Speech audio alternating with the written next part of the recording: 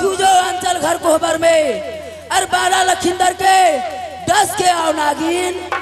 ठीक है महाराज, जैसी आपकी आज्ञा। ठीक है।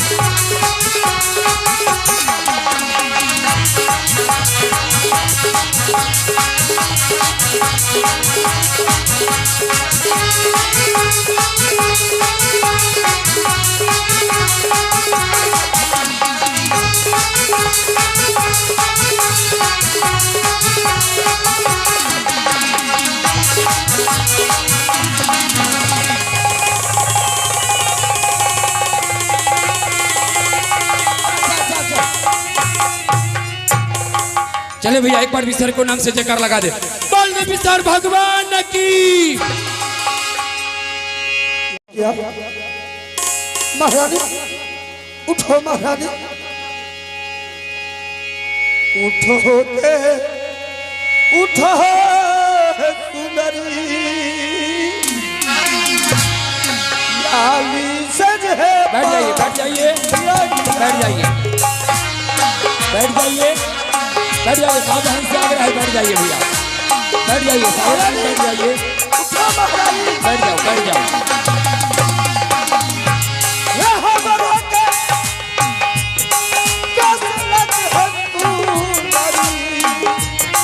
उठिए महारानी,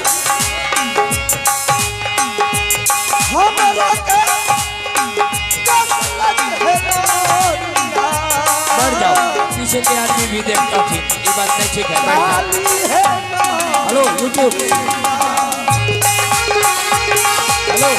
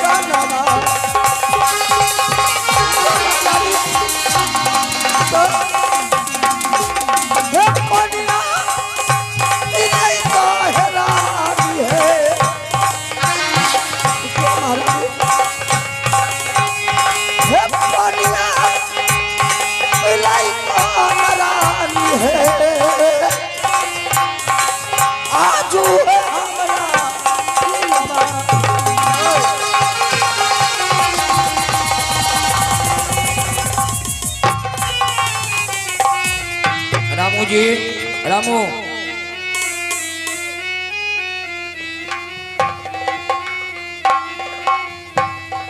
रामू आप अपना वाला गमछा दीजिए गमछा लाइए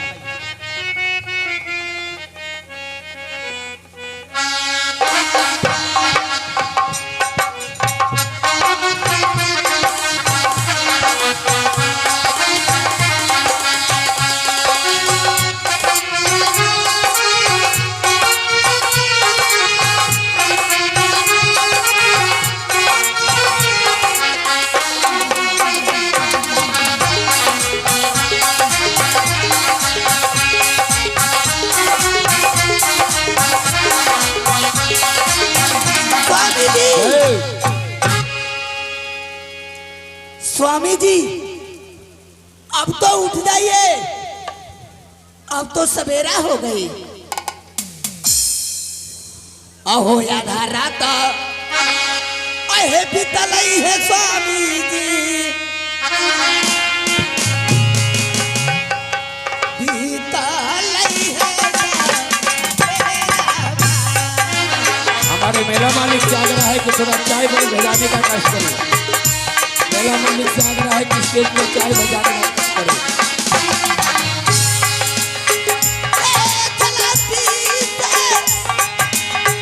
ध्यान देंगे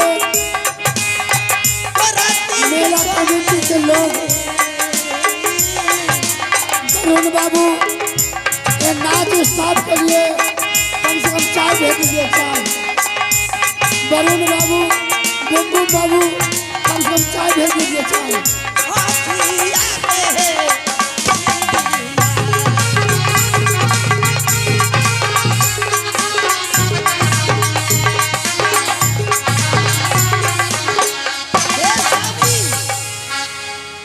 आप नींद तोड़िए, अब सवेरा हो गई है।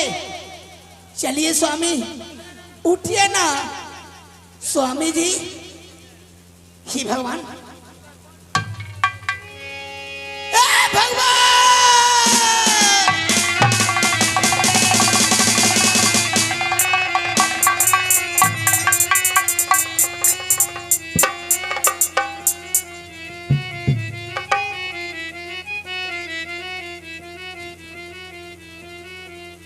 ओहे स्वामी जी के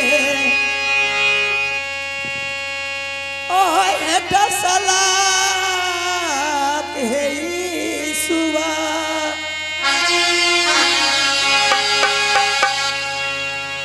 काली रे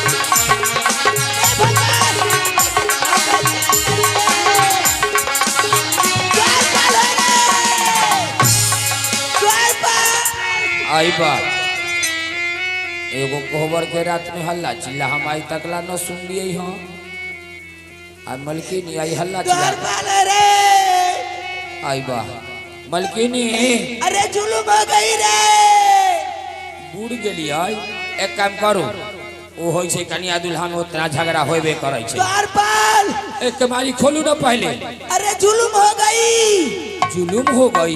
हाँ ए, की हो गेलो?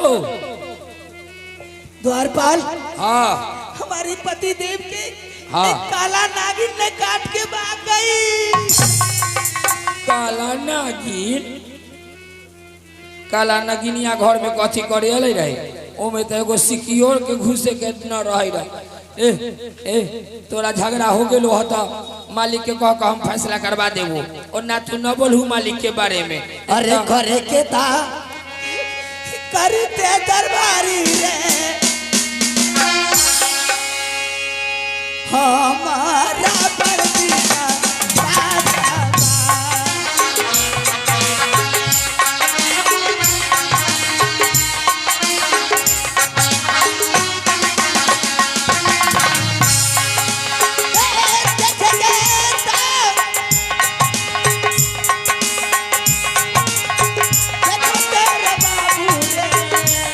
क्या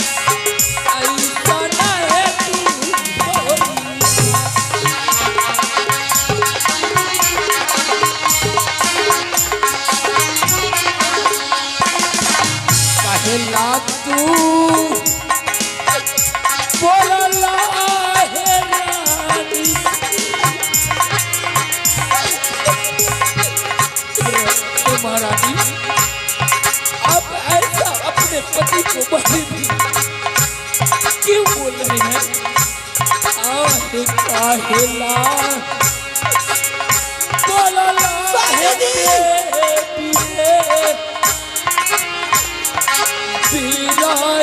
है बोलिया।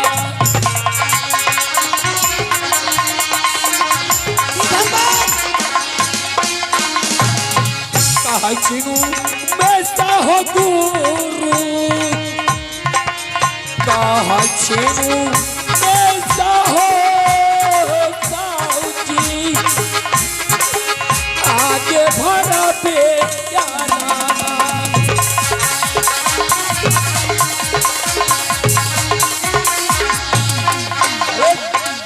हे महारानी, मैं आपके बात सुन के मुझे भी आंख में आंसू आ गया।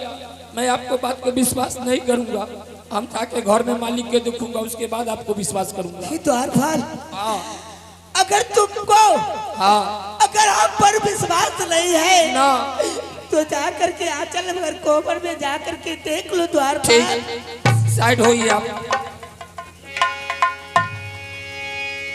मालिक उठू, झगड़ा लड़ाई तो सब दिन होते रहे छै, उठू। स्वामी जी उठिए स्वामी जी। अरे बाप रे।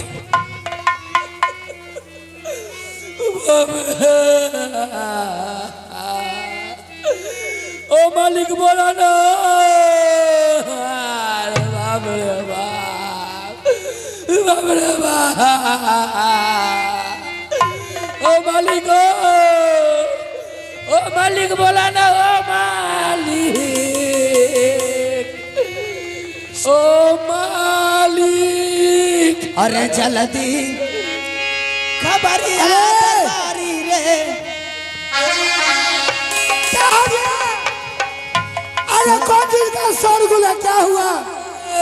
अरे बाप रे बाप, अरे क्या हुआ? मालिक, क्या हुआ बोलो ना? ओ जुलुम हो गेलो हो मालिक। अरे क्या हुआ? मालिक बोला लकिंदर आना जाना घर को बड़ाबा में प्राण छूट गेलो हो घर को बढ़ के ऐसा नहीं होगा। मालिक जाकर देखा हो मालिक। ऐसा नहीं होगा, नहीं होगा। या प्रभु, ये 6 बापरे बाबा, ये 6 लड़का मर गया, मैं संतोष कर लिए। ये 7वां लड़का मर गया। मालिक हो मालिक, यो हो बेटा मर गेलो हो मालिक।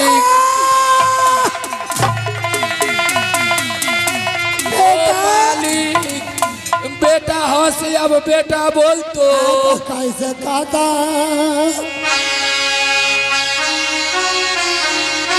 आ रहा बाबू रे, चंदन पुराना बाबूजी बेटा, बाबूजी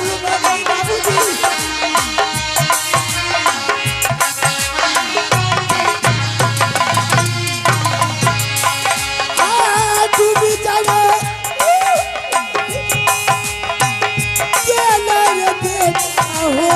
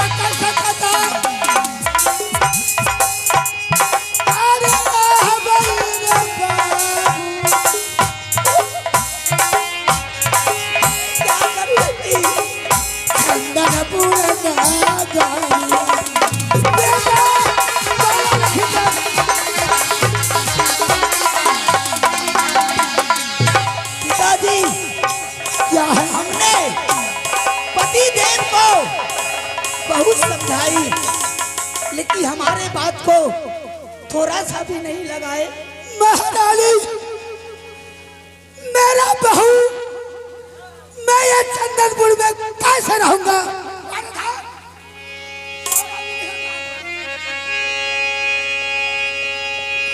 महारानी,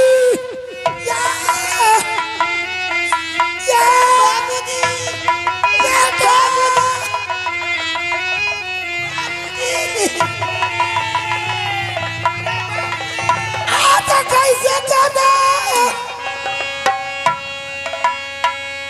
आदर आदर बाबू रे, बेटा बेटा बाबूजी, हमारे ये हो भाला ना जानी बेटा। महारानी,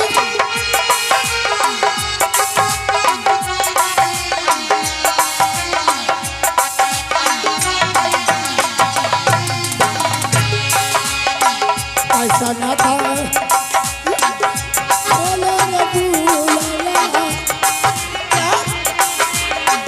कैसा ना तू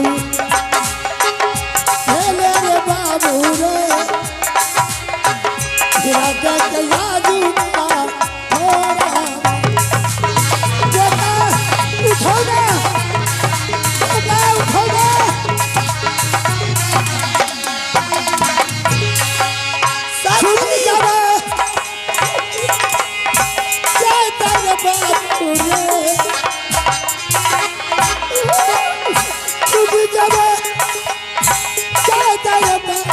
रे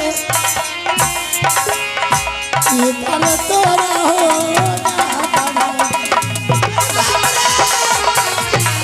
बहुत जुल्म हो गई।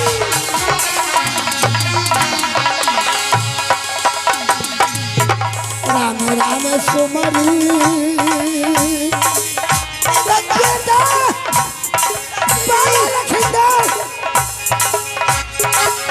राम राम सुमरी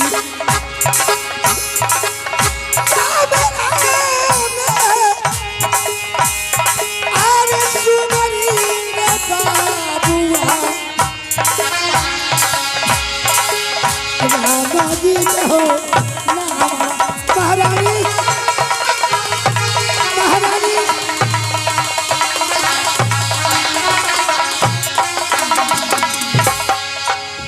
द्वारपाल द्वारपाल स्वामी जी उठिए स्वामी। अरे बाप रे, अरे बाप रे।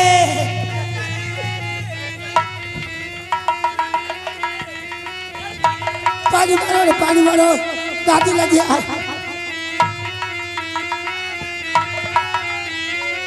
महारानी स्वामी जी उठिए स्वामी जी। अरे कहूँ जब आज धरता रानिया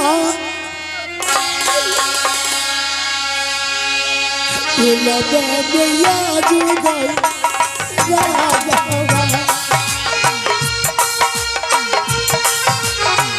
हे भगवान, अब मैं क्या करूं? हमारे पास कोई उपाय नहीं है। द्वार पर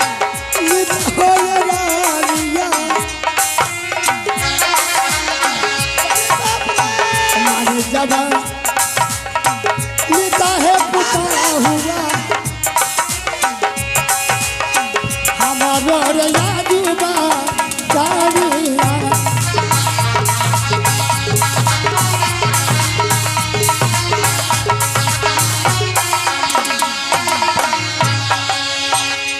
राम राम सुमरन करिया राम राम सुमरन करिया राम हसी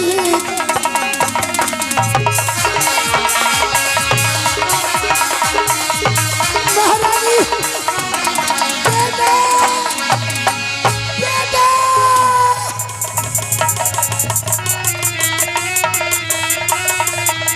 सासू जी एक बात मैं कहना चाहती हूँ। आता कैसा कदा तेरा हमारे बाबू रे अरे चंदन पूरा बाप रे बाप।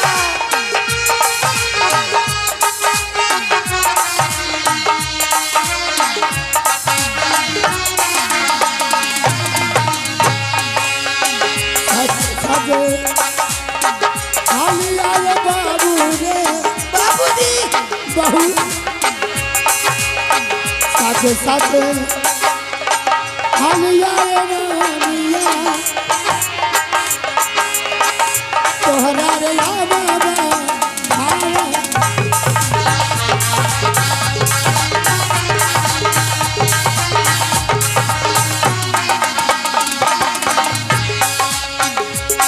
ईश्वर बाबूजी एक बात सुनिए। बोलो बाबूजी जो हो गई हो गई, हमसे गलती हो गई बाबूजी। मैं नहीं पति देव को बचा सकी। सुनो आज कैसा ना तू ये ले दुनिया दे ये हमारों के रागा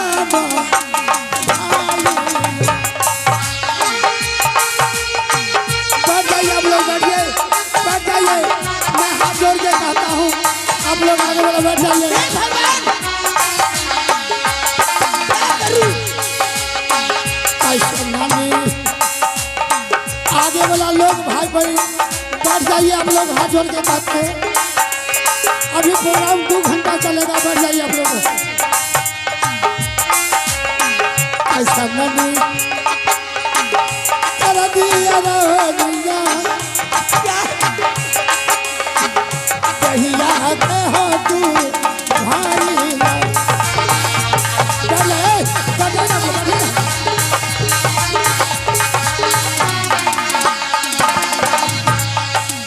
सच सच हरिया पुता हुआ है,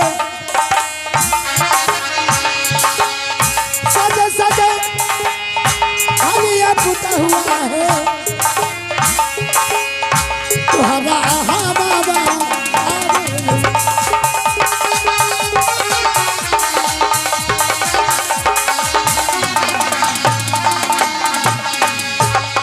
बाबूजी बोलो अब मैं क्या कहूं? अब तो हार गई। तुम कैसा कुलक्षणी है, कैसा तुम्हें कलम में लिखा हुआ था। मैं अपने लड़का को तुम्हारे साथ शादी किया, ये यहाँ चल घर खबर में हमें लड़का को तो चबा गई। तुहार बात अरे नहीं जबा तब रे बाबुआ। अरे हमारो के याद बहु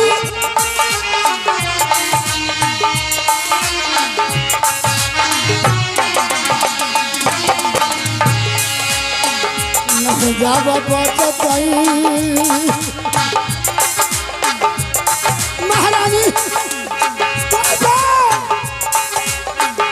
नहीं जाब बचतई बाबू रे। मालिक करेजा पर जे न छो बेटा के मर गेल त करेजा पर पत्थर रखिए ना, अब वो नहीं ओकर धरू। नहीं जाब बचतई बाबू रे। की करवाई धोनी के हमारो रे यादू बाबा।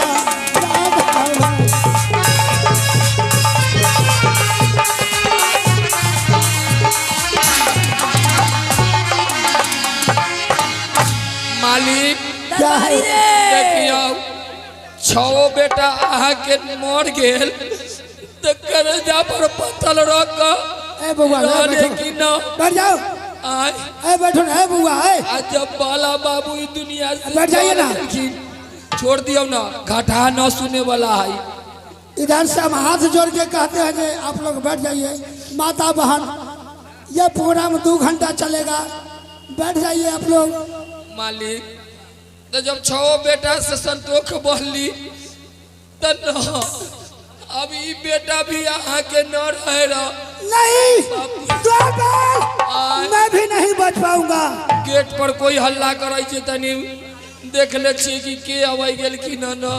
देखो देखो कौन अरे है। दरबारी आय। अरे अरे कथी के हल्ला होई छै रे? अरे की हल्ला रे? रे अरे की हल्ला?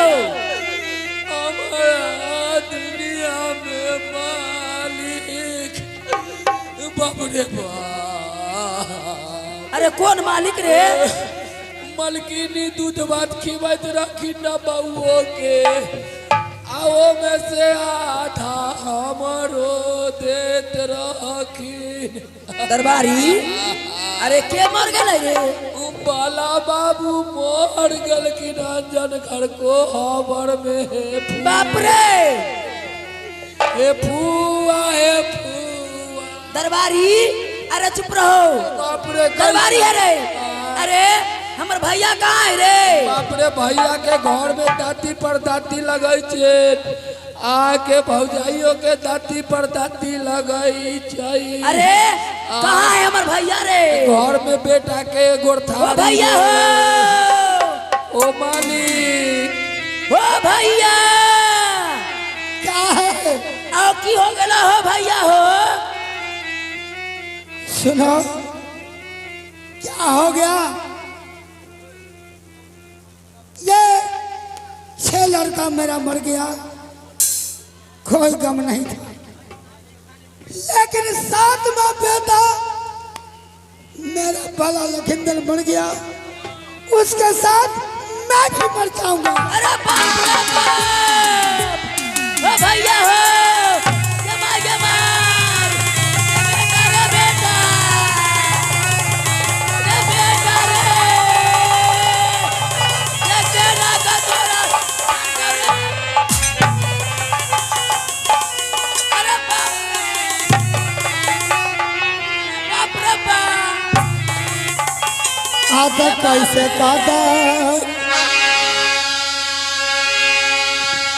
हवाई के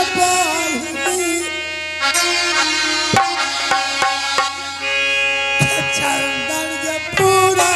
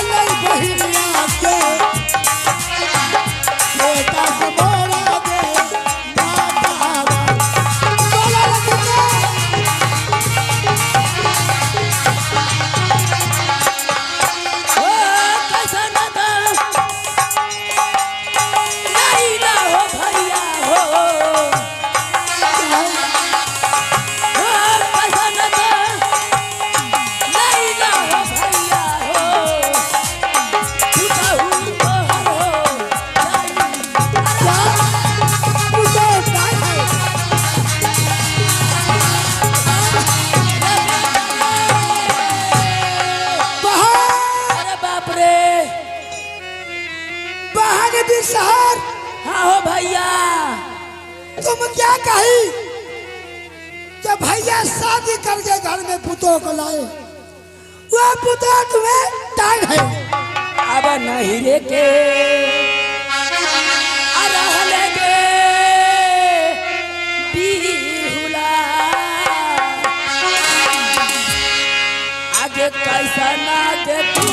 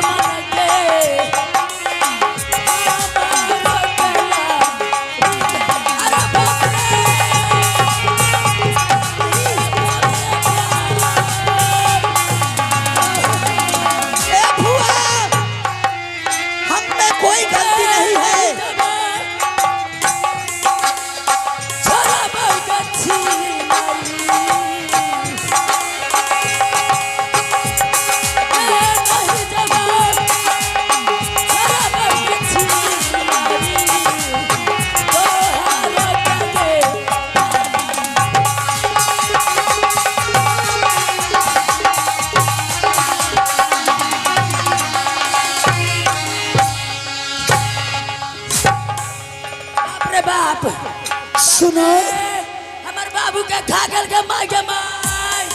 अरे बाप रे, सुनो बिहुला, अरे बाप रे, सुनो, तो बोला ना भैया हो, ये 6 लड़का तुम खा गई, ये हमें आत्मा का शांति नहीं मिला, लेकिन ये बेटा मर गया, क्या तुम खाई?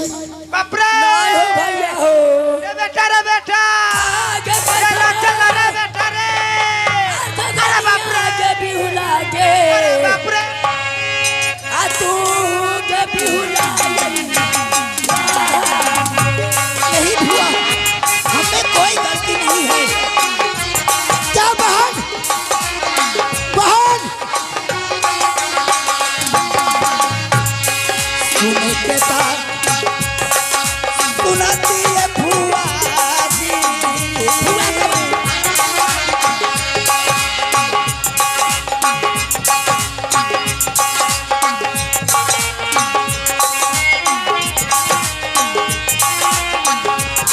मानी है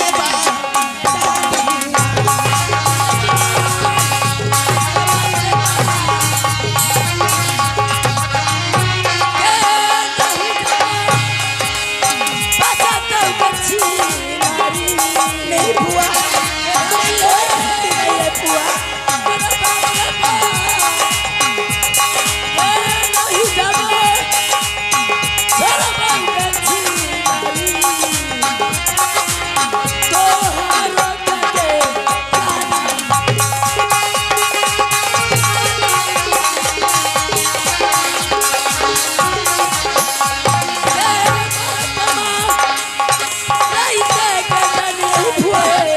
ऐसे नहीं कीजिए फुआ।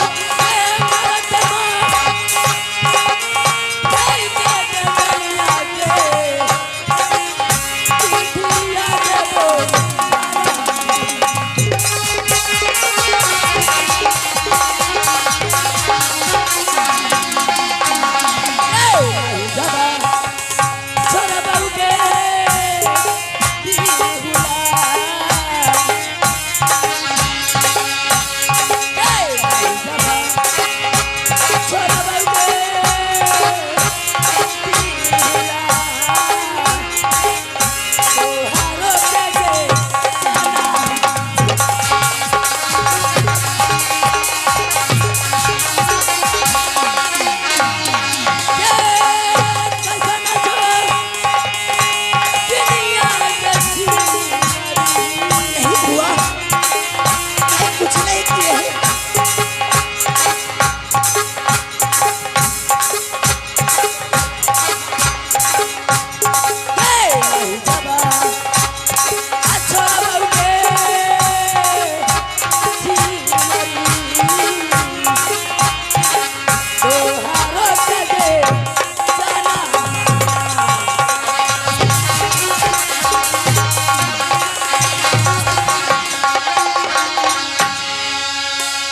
फुआ जी, हम कोई गलती नहीं की है। फुआ जी कब आई ना तो जनाई हमर बेटा खेले तना ते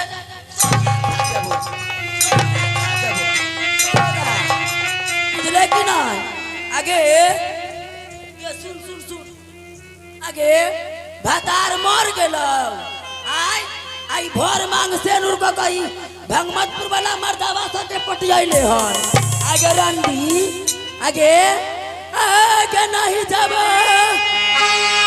छोरा बहू के छीनरी क्या नहीं फुआ, अमनिया के भाला से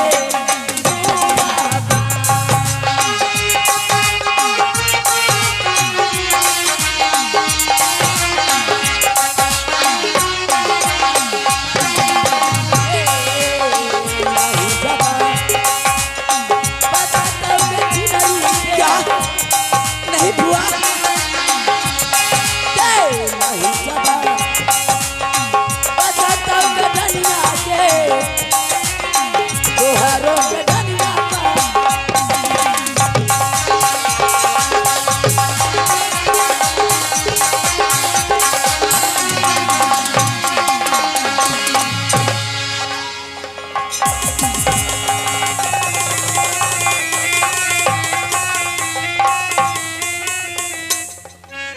ससुर जी, आपसे मैं कुछ कहना चाहती हूँ। बोलो बहू, क्या कहती हो? क्या है? अहे देवे केता ओहे दीदी आई हे बाबूजी स्वामी के बोला रे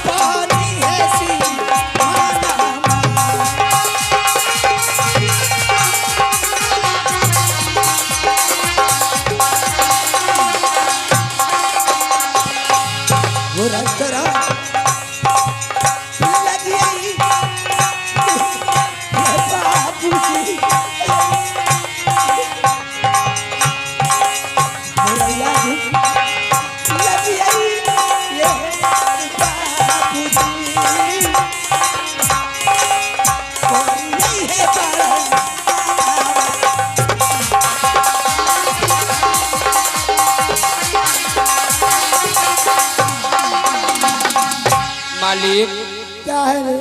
अब तो बेटा ई दुनिया में लौट कर तो न आए केतनो कनवाई केतनो माता धुनवाई तावे वाला न है बड़ी के कह दिलिए बांस कटा के लाई हर चीज मंजिल के हकार द्वारपाल, आय इसे कुछ नहीं करना है। ना मालिक सुना ना, बेड़ा बना कर आ गंगा जी में भसा देबई नहीं सुना। बाबूजी एक सवाल है क्या है? सुनिए आप हमें दे देंगे और पति को लाश दे देंगे तो बड़ी खुशी होगी।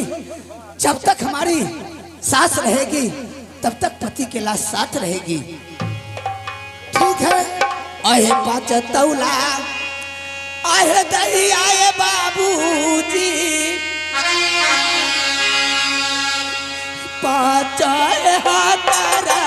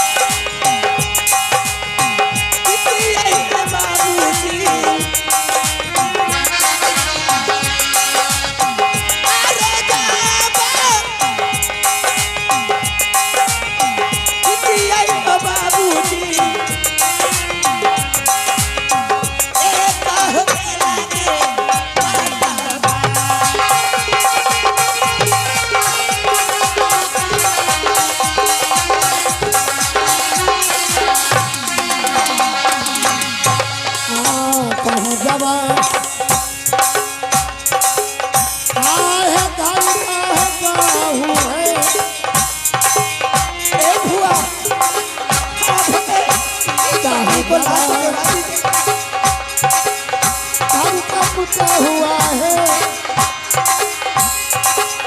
दिलवा में याद धरेगा।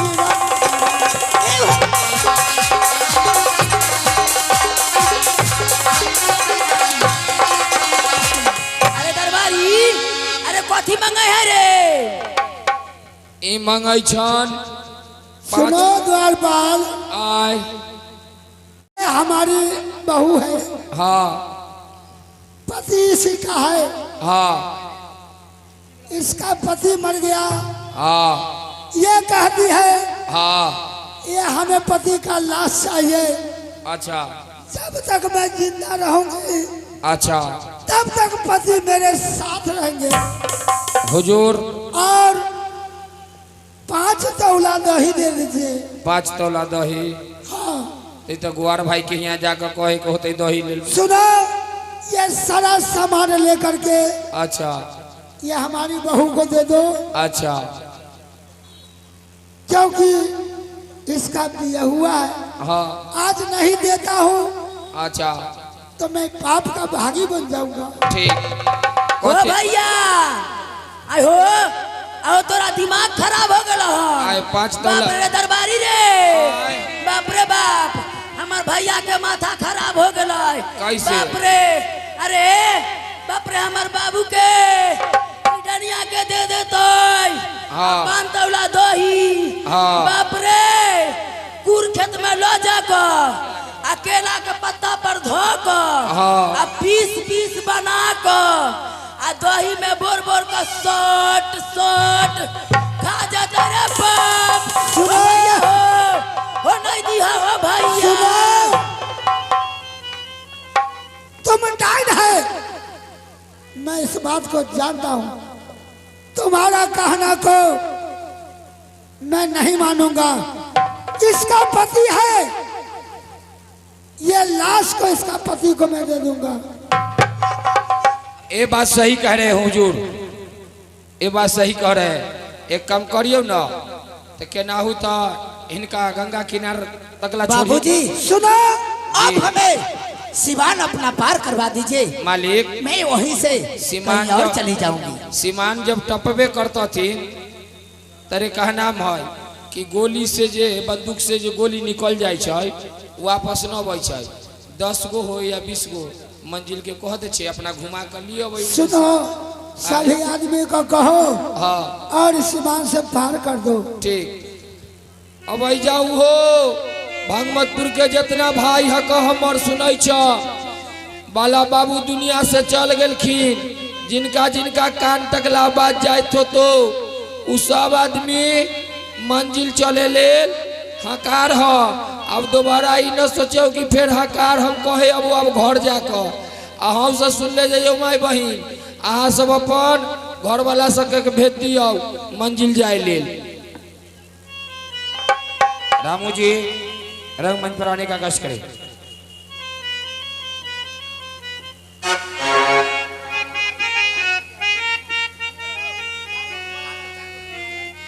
बोला रहा है। आइए भैया कोई आदमी न गति हो ई हमारी आइए पहलवान हे साहे का गति हो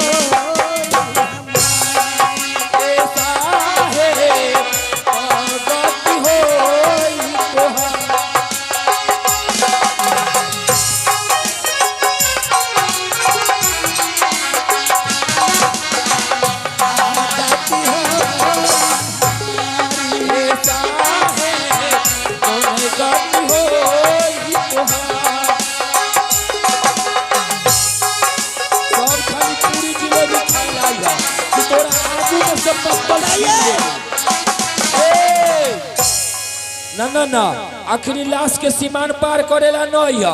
आ बाला बाबू की मर गलखिन आ उनका बाबू के कहियो कि एक दिन पूरी जिलेबी कर आ एक दिन भात दाल कर कि आगू में से सब भगवतपुर वाला के हम पत्ता न छीन लियो तो हमरो नाम जो करवानो आए चले बोले बोले गंगा माई की बोले बोले गंगा माई की।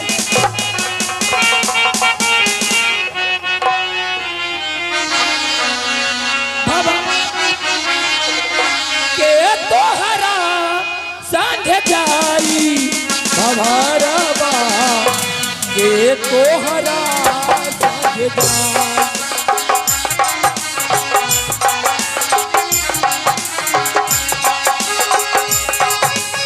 यूट्यूब चैनल हमारा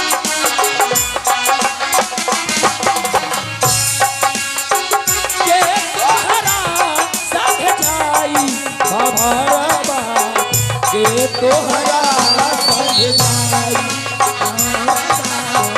के तोहरा संग जाई। माता जी रो दे बकरी के सीता जी रो दे लाजुआर दुआर हो सीता जी रो दे लाजुआर।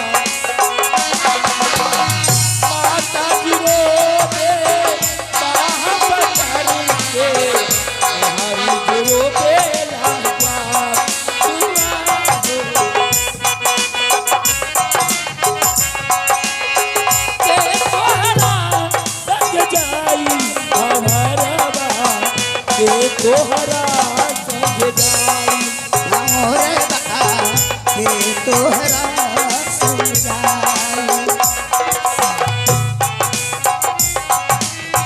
कहत कबीरा सुनो भाई साधु यही पति है निभाना ए भाई यही पति है। कहत कबीरा सुनो भाई साधु यही पति है निभाना।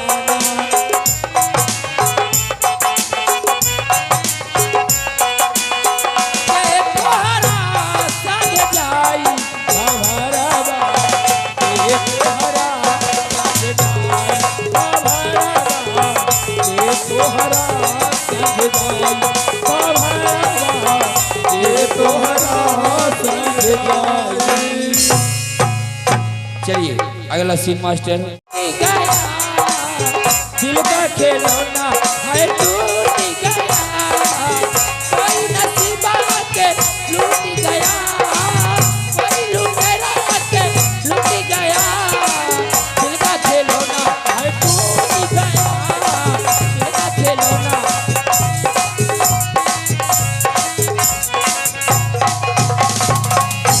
हेलो हेलो ही भगवान,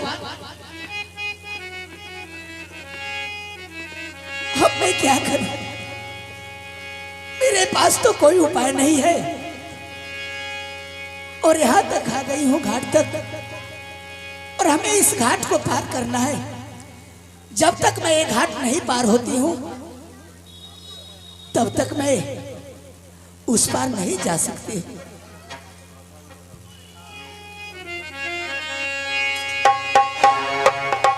अहे हमारा के आयली की रदी हले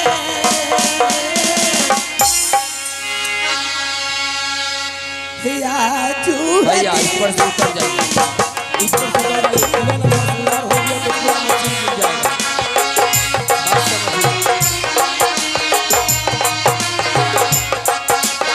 hello hello hello hello hello भैया आपको कर जोड़ के कहते हैं थोड़ा सा मिस्टेक होगा ठेला उला